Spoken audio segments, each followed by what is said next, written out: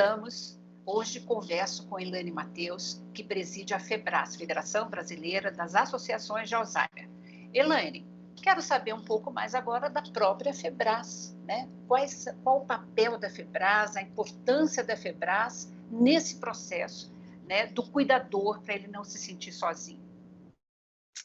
Bem, Lina, a FEBRAS, ela congrega as associações de Alzheimer que nós temos no Brasil. Atualmente, ela tem no seu corpo 4 associações de Alzheimer, que é a ABRAS, a APAS, que tem sede no Rio de Janeiro, o IAB, que é em Curitiba, mas também tem uma atuação em São Paulo, e o Instituto Não Me Esqueças, que tem sede aqui em Londrina, uma atuação local, portanto.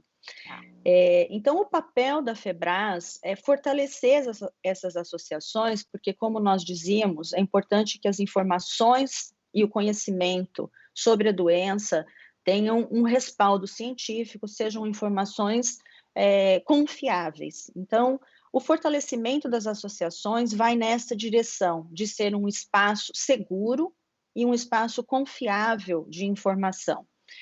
As associações, cada uma tem sua própria identidade e tem o seu trabalho, a sua atuação intensa, especialmente na parte de cuidados e de serviço, de apoio, né? Então, grupos de apoio, palestras com informações, tem nas suas redes sociais e nas suas webpages várias informações que são relevantes, e já falamos da importância de serem confiáveis.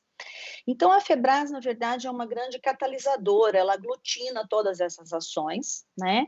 E, além disso, ela tem um papel importante na atuação no campo das políticas públicas. Então, a FEBRAS tem esse compromisso de fazer uma expansão desses serviços, né? Para que cada vez mais nós possamos ter em cidades, estados, idealmente, né, para todo o país, políticas públicas que deem condição dessa pessoa que tem o diagnóstico, ou que tem a doença, para que ela tenha um diagnóstico a tempo, né? A gente fala de diagnóstico precoce, mas não confundindo com a demência precoce, mas sim um diagnóstico a tempo, para que ela se organize, para que ela reorganize a sua vida e o seu futuro, tratamento de qualidade e esses espaços de acolhimento e de vivência na comunidade, né? Então, para que também a sociedade como um todo acolha, entenda o que é a doença e acolha essas pessoas para que elas tenham uma vida digna, uma vida plena, como deve ser.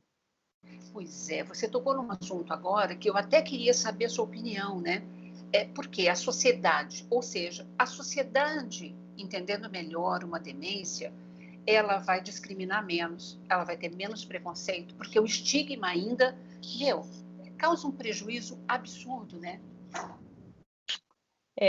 Nós sabemos que talvez seja um dos piores efeitos que existe hoje sobre as pessoas que vivem com demência, seja o estigma. Ele, na verdade, ele é uma causa também, né? Ele é um efeito e é uma causa. O que eu quero dizer com isso é que, em razão do estigma, do pouco conhecimento que nós temos, né, e, portanto, temos medo da doença, discriminamos as pessoas que têm a doença, não sabemos lidar com elas, os efeitos disso significam que nós procuramos menos pelo diagnóstico, né, porque existe uma crença, alguns estudos apontam que grande parte das pessoas acredita que a demência é normal do envelhecimento, então isso é um efeito do estigma, né? A crença equivocada de que ao ficar idoso, ao ficar idosa, de fato você vai apresentar lapsos de memória de uma maneira que, ok, está tudo bem. Alguns são naturais do processo e tudo bem, nós vamos nos esquecendo mais de algumas coisas, mas tem um quadro mais complexo, né, ao redor da demência, que não é só o esquecimento de fatos recentes, né? Claro. Este também é um outro mito que acaba estigmatizando a doença, né, e fazendo com que ela pareça simples de lidar, né? Esqueceu o que comeu no almoço. Há muitas vezes em que, inclusive, o primeiro sintoma nem é o esquecimento, mas uma mudança de comportamento. Né? Uma pessoa que era carinhosa, às vezes se fecha, às vezes passa a ser agressiva. Então, conhecer a doença diminui o estigma, e ao reduzir o estigma, nós temos uma melhor procura, né, por esse diagnóstico, portanto, melhores condições de uma vida com qualidade para quem tem a doença e também para quem cuida. Sem contar, obviamente, dos próprios processos de inclusão, né, Lina? Porque quanto mais a gente conhecer, mais a gente interage com essa pessoa que não acaba ficando isolada, que é o que normalmente acontece. E você sabe que, assim, eu já conversei com várias pessoas que acabam tendo medo mesmo de buscar, inclusive, uma consulta médica por medo de ter o tal do alemão, né? Acaba vendo as pessoas com Alzheimer no espelho, né? E aí faz a primeira reação que é, eu quero negar isso. E é um absurdo, porque quanto antes a gente consegue detectar, mais a chance da gente protelar as complicações da doença. Não é verdade? Sim, e maiores as chances da gente escolher como quer viver, Lina. A minha experiência com a minha mãe me ensinou algumas coisas muito importantes. Por exemplo, eu passei a verbalizar mais as coisas que eu gosto para as minhas filhas, né? É claro que o fato, eu sou mulher, então eu tenho mais chances de ter Alzheimer do que os homens, né? Os estudos mostram que 2/3 das pessoas com Alzheimer são mulheres, e eu tenho E o histórico familiar, né? o histórico. Então, é certo que eu tenho medo de ter a doença de Alzheimer. Não estou sozinha, um estudo da ADI, publicado ano passado, que é a Associação Internacional de Alzheimer, mostrou que 95% das pessoas que responderam têm medo de ter algum tipo de demência ao longo da vida. Então, mas eu não só reconheço isso, né? Eu experimento isso, esse medo nessa vivência que eu tive ao cuidar da minha mãe. Então eu aprendi essas coisas, saber. Hoje eu não tenho medo mais de saber se eu terei ou se quando eu tiver eu quero saber logo, porque é isso. Acho que é importante a gente ter a chance de preparar as pessoas que cuidam de nós, dizer quais músicas eu gosto, desenvolver habilidades manuais, né? Me fazia falta às vezes, eu queria fazer coisas com a minha mãe, mas ela não tinha muitas habilidades manuais, então a gente fica um pouco sem ação. Então veja como é importante não temer, né? Porque você começa a construir o seu próprio futuro sem medo e fazer escolhas, né? Dizer das suas escolhas. Nossa, que interessante. Ou seja, o cuidar da sua mãe acabou te despertando, inclusive, na sua relação com as filhas, né? E como elas aceitam isso? Como é que vocês chegam a conversar sobre isso na família, né? Ah, sim, falamos bastante disso, né? Acho que todos têm medo, claro. Esperança, né, de que a gente tem aí, em curto tempo, 10 anos, 15, 20 anos, medicamentos que possam alterar, né, esse curso da doença. Mas a gente fala disso com muita honestidade, né, Lina? Acho que é isso, isso vai dando sinais de que a gente rompeu esses preconceitos, né? Então a gente fala com muita naturalidade, com muita serenidade e honestidade. Não sem medo, mas com muita Perfeito. honestidade. Agora, eu queria também uma dica sua, com toda a sua experiência. Assim, em geral, a pessoa que cuida, muitas vezes, os outros familiares abandonam, fingem que não estão percebendo que está acontecendo a doença de Alzheimer ali e sobrecarrega uma pessoa, né? Qual que é a sua dica para esse cuidador que está nos ouvindo e que está se sentindo dessa maneira e meio que abandonando a própria vida? Ah, Desculpa, muitas vezes até por culpa, né?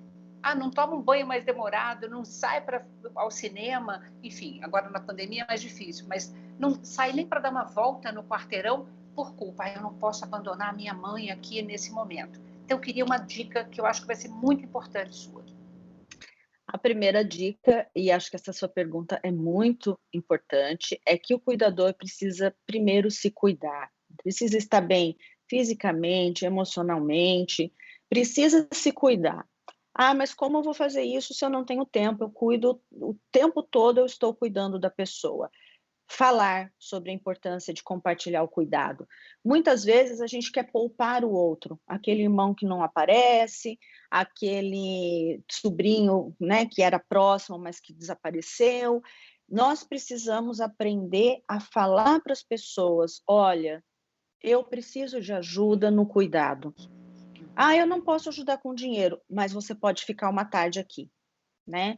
Ou eu não posso ficar uma tarde aqui, ah, então você me ajuda a pagar alguém para ficar 2 horas para eu poder descansar, para eu poder sair, para eu poder ter vida social, para eu poder ir numa academia, para eu poder fazer uma caminhada, não importa. Então, Lina, eu acho que o importante é que nós aprendamos a falar das nossas necessidades e não como quem pede favor, mas como quem mostra para o outro que ele tem tanta responsabilidade quanto Quando? nós temos, né? Então, dividir a responsabilidade e sem medo. Muitas vezes a gente não faz isso porque a gente pensa ninguém vai cuidar do meu pai ou da minha mãe ou da minha esposa ou do meu esposo como eu cuido.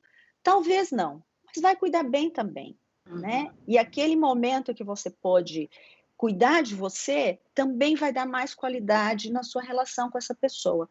Então nós precisamos aprender a pedir ajuda e, como eu disse, né, construir essa rede de apoio. Não esperar que ela se faça sozinha. Construir a rede de apoio. Você mora num prédio, peça ajuda para os seus vizinhos, peça ajuda para o seu porteiro, Uhum. conte como é a doença, seja você mesmo, você mesma, um agente nesse processo, né? Quem vive com a doença, quem cuida de alguém que vive com a doença, são as pessoas mais importantes no processo de sensibilização e de compartilhar as informações. Eu queria, nós estamos caminhando para o final do programa, então eu queria um recado final seu, uma dica que você queira compartilhar com os nossos telespectadores, da sua experiência, né? Bem, minha dica é fique firme, é, cuide-se, né? Tenha muito cuidado com você mesmo, com você mesma. Seja sensível, né, essa pessoa de quem você cuida. Às vezes, as nossas histórias, elas estão presentes no cuidado, né? Então, muitas vezes, tem uma dificuldade em conviver com aquela pessoa, porque também já foi uma história que não era muito feliz. Mas o momento, né? Costumava dizer isso no processo de doença da minha mãe.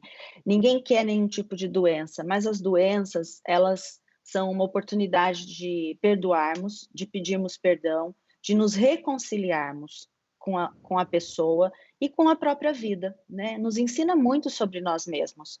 Então, a minha dica é coloque-se inteiro, inteira no processo, sem medo, né? Com coragem, e não se isole, busque apoio, fortaleça-se. As associações de Alzheimer, Lina, elas têm um papel muito importante. Se você que está nos ouvindo não encontra o apoio, a informação que você espera da sua associação, diga o que você quer, entre em contato, se coloque a serviço. Muitas vezes as associações fazem menos do que poderiam, porque também não tem muitos braços. Então, coloque-se também a serviço. Como eu digo sempre, todos nós podemos e devemos ser um agente nesse processo. Pouco que nós achamos que fazemos, às vezes é muito. Então, né, faça isso, entre em contato e busque aquilo que você precisa. Diga o que você quer.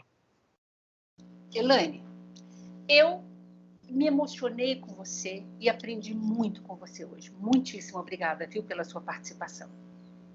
Eu que agradeço de coração. Obrigada. Gente, obrigada também a você que nos acompanhou. Eu espero que esse programa tenha sido muito útil para você. E se você quiser rever esse ou qualquer outro dos nossos programas, acesse saopaulo.sp.leg.br ou nos acompanhe nas redes sociais. Beijo, muito obrigada. Até a próxima.